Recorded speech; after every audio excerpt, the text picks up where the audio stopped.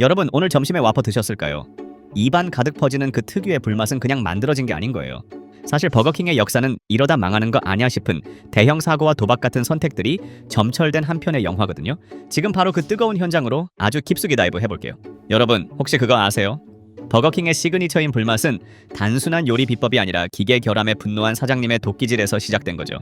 원래 버거킹은 인스타 버거킹이라는 이름으로 시작했는데 당시 야심차게 도입한 자동 조리 기계인 인스타 브로일러가 자꾸 문제를 일으킨 거예요. 패티에서 뚝뚝 떨어지는 소고기 기름 때문에 가열 부품이 부식되고 수시로 멈춘 거죠. 주방은 연기로 가득 차고 손님들은 기다리다 지쳐 돌아가는 상황이었어요. 이때 공동 창업자 데이비드 에저턴은 참다 못해 도끼를 들었답니다. 고장난 기계를 도끼로 내리쳐 부숴버린 거예요. 그리고 그는 결심했죠. 이런 멍청한 기계 대신 진짜 가스 불꽃 위를 패티가 지나가게 만들겠다라고 말이에요. 이게 바로 지금의 거대한 불맛 제국을 만든 결정적 계기가 된 거예요. 위기를 기회로 만든 수준을 넘어 아예 고장난 시스템을 파괴하고 새로운 정체성을 확립한 셈이죠. 이게 어떻게 가능했을까요? 당시 사장님들은 연기 속에서 눈물을 흘리며 패티를 구웠겠지만 그 분노의 도끼질이 전 세계를 홀릴 마법의 레시피가 될 줄은 꿈에도 몰랐을 거예요. 그들은 단순히 햄버거를 판 게 아니라 불이라는 가장 원초적인 요리 방식을 패스트푸드라는 현대적 시스템에 강제로 이식하는 도박을 감행했던 거였어요. 당시 사람들은 햄버거가 다 거기서 거기라고 생각했었거든요.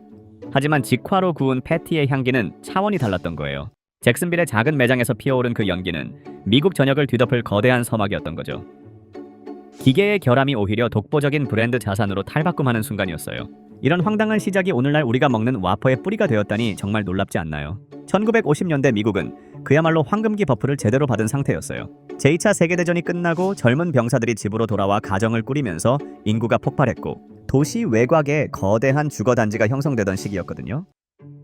사람들은 차를 사고 길게 뻗은 고속도로를 달리기 시작한 거예요. 이때 시장의 메타는 딱 하나였죠. 더 빨리, 더 싸게, 그리고 차 안에서 간편하게 먹을 수 있는 음식인 거예요. 1953년 플로리다 잭슨빌, 키스 크레이머와 매튜 번스는 인스타 버거킹이라는 이름으로 새로운 서버를 오픈한 거예요. 당시 이건 거의 치트키 수준이었답니다. 인스타 브로일러라는 자동 조리 기계 덕분이었거든요. 이 기계는 당시로서는 혁명적인 강화 아이템이었어요. 패티를 넣기만 하면 컨베이어 벨트를 타고 지나가며 자동으로 익혀져 나왔으니까요. 하지만 모든 사기 아이템에는 치명적인 대가가 따르는 법인 거예요. 기계는 너무나 정교해서 작은 먼지 하나에도 멈춰섰고 패티에서 나오는 엄청난 양의 기름을 감당하지 못한 거죠. 주방은 항상 기름때와 연기로 가득했고 수리기사는 아예 가게 옆에 상주해야 할 판이었어요. 당시 미국 경제는 자본이 넘쳐났지만 개별 자영업자들에게는 한 번의 기계 고장이 곧 파산을 의미한 거예요. 이런 혼돈의 카오스 속에서 패스트푸드라는 새로운 대륙을 선점하기 위한 수많은 브랜드의 전쟁이 시작된 거죠. 맥도날드가 효율성과 시스템으로 무장하고 영토를 넓혀갈 때 버거킹은 자신들만의 독보적인 무기가 무엇인지 고민하기 시작한 거예요. 단순히 기계의 속도만으로는 이 전쟁에서 살아남을 수 없다는 것을 본능적으로 직감한 거죠. 당시 미국인들의 입맛은 점점 고급화되고 있었거든요.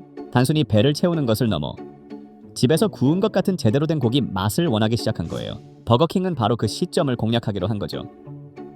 속도라는 전장에서 맛이라는 새로운 전장으로 판을 옮긴 거예요. 이게 바로 신의 한 수가 된 거랍니다. 잘 나가던 인스타 버거킹에 치명적인 오류가 발생하며 사업은 바닥으로 곤두박질친 거예요. 패티에서 떨어진 기름이 가열 부품에 닿으면서 기계가 자꾸 불타오르고 멈춰버린 거죠. 수리비는 엄청나게 깨지고 손님들 줄은 끊기는데 기계는 먹통이 되기 일쑤였거든요. 말 그대로 완전 항복 직전의 상황이었던 거예요. 본사의 경영난은 심각해졌고 브랜드 자체가 역사 속으로 사라질 위기에 처한 거죠. 바로 이때 구원투수이자 진정한 주인공들인 제임스 맥나모어와 데이비드 에저턴이 등장한 거예요. 마이애미에서 가맹점을 운영하던 이 젊은 사업가들은 기계를 고치는 대신 아예 새로운 장비 강화를 선택한 거죠. 이들은 매일 밤 기름때를 닦으며 생각했거든요. 왜 우리는 이 고장 잘 나는 기계에 목숨을 걸어야 하나? 차라리 기계가 내뿜는 저 불길을 이용할 수는 없을까? 야, 기계가 자꾸 불이 붙으면 차라리 진짜 불 위에서 굽는 장치를 우리가 직접 만들면 되잖아. 이 무모한 생각이 바로 버거킹의 근본 아이템인 프레임 브로일러의 탄생으로 이어진 거예요. 효율을 중요시하던 당시 업계의 상식을 정면으로 거스르고 맛이라는 능력치에 모든 스탯을 올인한 역발상이었죠. 1959년 그들은 경영난에 빠진 본사를 아예 인수해버리고 사명을 버거킹으로 단순화한 거예요. 이는 게임으로 치면 유저가 운영진을 몰아내고 직접 게임을 운영하기 시작한 셈인 거죠. 그들은 주방에서 기계를 치워버리고 진짜 가스 불꽃이 튀는 그릴을 설치했답니다. 매장 밖으로는 고기 굽는 냄새가 진동했고 사람들은 그 냄새에 홀린 듯 모여든 거예요. 이것은 단순한 조리 방식의 변경이 아니라 브랜드의 유전자를 재설계한 역사적 사건이었던 거죠. 그들은 수많은 시행착오 끝에 불꽃이 패티에 직접 닿으면서도 고르게 익는 황금 비율을 찾아낸 거예요. 비효율적으로 보였던 그 결정이 버거킹을 다른 브랜드와 완전히 차별화된 존재로 만든 거랍니다. 1957년 버거킹은 주변 경쟁사들이 큰 버거로 성공하는 것을 보고 와퍼라는 최종 병기를 출시한 거예요. 당시 맥도날드가 얇고 표준화된 버거로 수량을 밀어붙이는 물량 공세를 펼칠 때 버거킹은 더 크고 푸짐한 버거를 원하는 고객의 수요를 정확히 꿰뚫은 거죠. 와퍼는 단순한 햄버거가 아니라 버거킹이 던진 거대한 도전장이었던 거예요. 이후 1974년에는 당신 방식대로라는 슬로건을 도입하며 맞춤 주문 시스템을 전면에 내세웠답니다. 이는 패스트푸드 업계에서 개인의 취향을 존중하는 커스터마이징 메타를 가장 먼저 선점한 거죠. 특히 1982년 5살 꼬마 사라 미셸 갤러를 앞선 광고는 마케팅 역사에 남을 전설적인 결전이었던 거예요. 어린아이의 입을 통해 맥도날드 버거보다 고기가 20%나 더 많아요 라고 대놓고 저격을 날린 거죠. 경쟁사를 직접 언급한 이 공격적인 광고에 맥도날드는 격분해서 소송을 걸었답니다. 하지만 오히려 그 소동이 뉴스에 도배되면서 버거킹은 엄청난 홍보 효과를 누린 거예요. 결과적으로 전 세계 소비자들의 뇌리엔 맥도날드는 평범하고 버거킹은 크고 고기가 많은 특별한 버거라는 인식이 강렬하게 박힌 거죠. 취향을 중시하는 사람들에게 버거킹은 자신의 개성을 표현하는 공간이 된 거예요. 이 공격적인 마케팅과 확실한 제품력은 버거킹을 만년 2등에서 맥도날드를 위협하는 유일한 대항마로 성장시킨 거죠. 불 위에서 직접 구운 패티와 고객의 요구를 들어주는 유연함.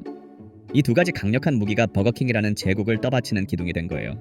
사람들은 이제 정해진 메뉴를 먹는 것이 아니라 자신만의 와퍼를 설계하며 즐거움을 느끼기 시작한 거죠. 이게 바로 버거킹이 가진 진짜 저력인 거예요. 그로부터 70여 년이 지난 2026년 현재 버거킹은 이제 AI 비서 패티를 도입해 주방의 효율을 극대화하고 있답니다. 여기서 중요한 점은 인공지능 패티가 직접 불의 온도를 조절하는 것은 아니라는 사실인 거예요. 대신 이 똑똑한 비서는 직원의 헤드셋을 통해 실시간 코칭을 제공한답니다. 조리법을 안내하고 재고를 관리하며 심지어 직원이 손님에게 얼마나 친절하게 인사하는지 대화통까지 분석하는 거죠. 기술은 최첨단으로 변했지만 그들이 지키는 본질은 여전히 그 뜨거운 불맛인 거예요. 한국에서도 마케팅은 뜨겁답니다. 2026년 3월에는 마늘 불고기 맥시멈 시리즈가 출시되어 화제인 거예요. 패티 개수에 따라 맥시멈 2와 맥시멈 3으로 구성된 이 메뉴는 한국인들의 마늘 사랑과 버거킹의 물량 공세를 잘 보여주는 거죠. 과거 2023년에 출시됐던 패티 네 장짜리 콰트로 맥시멈사의 계보를 잇는 강력한 라인업인 거예요. 오늘의 지픽 한 줄 정리할게요. 버거킹의 역사는 비효율 속에서 자신만의 강력한 강점을 찾아낸 끈질긴 과정인 거죠. 남들이 다 속도와 표준화라는 정답만 외칠 때 맛의 근본과 고객의 취향이라는 본질을 지킨 선택이 결국 롱런의 비결이었던 거예요. 여러분도 혹시 남들과 똑같은 속도 경쟁에 지쳐 있을까요? 앞서가는 사람들을 보며 조급함을 느끼고 있지는 않으신가요? 그렇다면 가끔은 효율을 조금 버리더라도 나만의 불맛, 즉 나만이 가진 독보적인 색깔을 키워보는 건 어떨까요? 남들이 비효율적이라고 손가락질하던 그 고집이 언젠가 여러분을 각자 분야의 왕으로 만들어줄 결정적 한타가 될지도 모르는 거니까요. 오늘 저녁엔 와퍼 한 입 베어 물며 여러분만의 불맛이 무엇인지 한번 고민해보시는 건 어떨까요?